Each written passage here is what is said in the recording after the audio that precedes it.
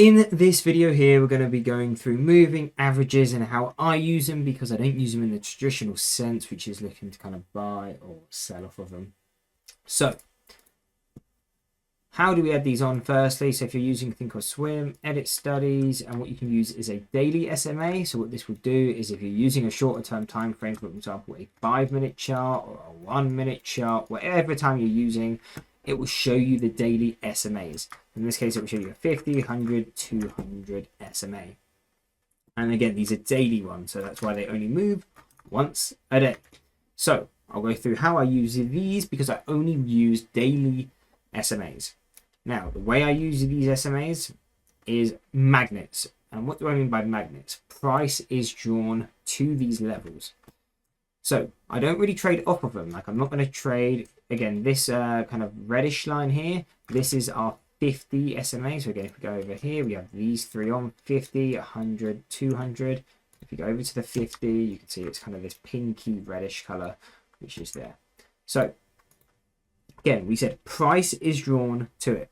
So we open up on a day, for example, here on the 15th of August, you can see price opened, and it was about a under 1% move to this 50 SMA. So the way I tend to use these magnets is, are they realistically going to get there in a day without a catalyst? So if there's no news intraday or pre-market kind of pushing you towards there, what is the chances of you getting to that level? If it's under 1%, then obviously things like the NASDAQ can move there just through normal price action. You don't need a catalyst to move in that direction. So that is how I will use this. 50, we open here, 50 SMA is here, that is going to be target. So really on a day like this, I'm going to be long bias on the NASDAQ. Now, you can kind of just look to buy at the open, close as we come into the magnet level, fine. But again, there are going to be other ways and other ways to kind of combine this with a strategy to find good entries and good exits, when to move stops and stuff like that. Because again, if you literally just buying opens, just closing out there, probably still do all right. But again, we want to refine that strategy. So this is not a pure strategy. It's just, how do we get a market bias and how do we use these moving averages? And again, quite simply, if we open here, it's less than a 1% move to a moving average. That will be our magnet. So again, our magnet was there. Same thing on the next day. We open here, we magnet to that 50 SMA. And again, what was that? A 0.15% move. We can get there without a catalyst. And today is a perfect example of how we use them, and I will go through it. And it was even posted in our Discord. So again, we'll go through all of that. But again, what you can see again today is what happened. We opened up here. Our magnet was down at here, which was a 0.3% move, which again, you can kind of do without a catalyst. And again, in this range here. So this is where we are expected to magnet to. Now you can combine these. If you're using it on individual stocks, you may not be able to do the same thing, but especially if you're trading, say, the NASDAQ, because you're trading the QQQs ETF, and you can look at the NASDAQ futures. So what you'll see here is we had a magnet down to this level, which was at 473.72. Now, I'll show you the NASDAQ futures. And if we go into the NASDAQ futures, what you're going to see is we also have the 50 SMA. However, it's at the top range.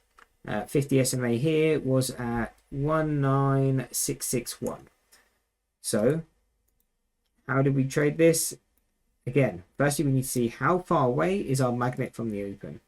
We open here, we target there, 0.3%. Are we likely to get there without a catalyst? Yes. So, how do we pick a direction or a bias to play? And sometimes it can be tricky. So what we can instead do is wait for a magnet level to hit. And again, this was in our Discord. So, come over down to the Discord. And what you will see is my bias for the day. My game plan for the day. Again, this was posted at 10 a.m. market time. Where's 10 a.m. market time? 10 a.m. market time is this candle here. So we had a prediction it will come down to here. Why is this? Again, because the QQQs had its magnet. That's what we were watching for. The magnet on the QQQs. So we want to get long here as it comes down, and then we can target the upside magnet on the NQ. So again, we even put a simple version here, 1 minute past 10. Here is a simple version. Entry long, as we come down to the QQQ's magnet. And then we will target, again, that's what TP stands for, take profit, at the NQ's magnet. So again, the game plan was posted in here. We even went through it as we got the nice entry and also as it came in to take our profits. So again, this is in the Discord. We post these normally most days, especially when there's a good setup like that. I like to post those high probability setups. But overall, it's using this moving average as a magnet. If we didn't use any other indicator, any other signals, that is how we'd use them. Magnet to one level to the other. Now, the only difference is if you're only using moving averages, you won't know what side. So you would see in that analysis I posted, I said we would kind of get the drop first, and that was the entry we were looking at. We were looking at the downward entry. We were looking at the entry and we're using that for the TP. Now, that's using other types of analysis to kind of know you would get the drop first. But if we don't, again, it's just waiting for which one hits first, and then we can trade the kind of to the other magnet. So that's how we'd use it. Again, we can quickly just throw on any other chart. For example, JP Morgan. We'll see if there's been any levels to it recently. Again, here, where did we open? We opened about 1.5%. In that case, bit further, but again, to our magnet, to the penny, then it bounced off there. And what you'll see here, again, how far away do we open away from that level? Nearly 2%, again, getting far. JP Morgan isn't normally moving 2% on a day, so getting there without a catalyst is going to be hard. So it's no longer really going to be used as a magnet on any of these days because we're too far away. But on this day, again, it's still slightly extended, but either way, you've got your magnet there and you've got your bounce. We'll just find one other one. Disney, don't know why, I was just like looking at a Disney chart. No magnets to look at on Disney. We'll see if a Tesla has a magnet. Tesla. Okay, here we go. So why did it not magnet on this day, for example? Where did we open? We opened here. A 6% move. Okay, are you going to do that on no catalyst? Probably not. This open here. Why did we not get there? 2%. Tesla could actually kind of do that. But you also had this lower level. And what is this lower level? This is the 200-day moving average. Now, what is stronger out of the 50 and the 200? The 200, sorry. So that's a 2% move. That's a 2% move. So roughly the same move. What level is going to be stronger? The 200. And not only that, look at previous day's data. How did we react? We came through, we broke the 200. So what are you likely to do? Retest that 200. So again, it's not always just looking at where the magnet is. It's also using your other market knowledge on knowing where should these moves happen. So now we've magneted to the 200, or I even missed it on that day there, but where did we open? We opened there, 2.5%, magnet to there, there's your magnet. Next day, you open here, retest and magnet, 2 reasons to come down. Now we open here on this day, 3.8% move, quite big for Tesla, so maybe we don't use it as a magnet, but either way, starts moving, that is where we're likely to hit. Because again, you're not likely to keep hitting that same magnet. Again, on this day, you open up, what's the closest level? 50 SMA is a lot closer than the 200. And again, if this did turn bearish, for example, that would still be your level to retest before dropping. So that's your level. And again, going on to this day, what level's close to 50 SMA? That's your magnet short to get long.